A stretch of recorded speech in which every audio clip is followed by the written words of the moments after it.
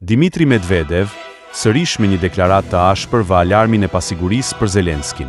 Ish presidenti rus Medvedev deklaroi publikisht se ditët e Zelenskit janë të numëruara. Nuk do të jetë ai, i cili do të nënshkruajë marrëveshjen e paqes.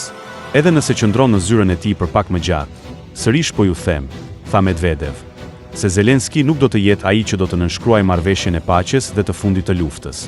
Dhe teksa bën këtë deklaratë, duket sikur rusët të jenë të sigurt që në një moment do të ketë një marrëveshje paqeje mes palësh, do me thënë mes Rusisë dhe Ukrainës, pas 3 vite luftimesh të përgjashme dhe shkatëruese. Këtë, sido që të jetë, deklaroi zëvendëskryetari i Këshillit të Sigurisë Ruse, Dmitri Medvedev. Sipas tij, shembja e sistemit të paligjshëm Ukrainas është e pashmangshme dhe qeveria e korruptuar që rrethon Zelenskin ka dështuar. Më pas, me një gjuhë edhe më të ashpër, Medvedev shtoi: edhe nëse qëndron në zyrën e tij për pak më gjatë, duke thithur kokainë nga hundët, ai nuk do të jetë personi që do të nënshkruajë marrëveshjen e paqes. Medvedev nuk është një rastësor, është numri 2 pas presidentit Putin dhe deklarata të tilla. Sigurisht që gjen edhe dakordësinë e vetë presidentit rus përpara se të bëhen publike.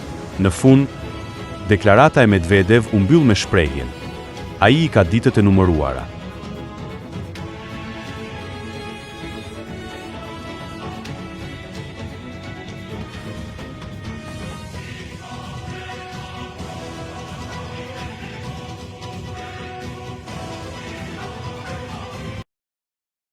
Mast Channel.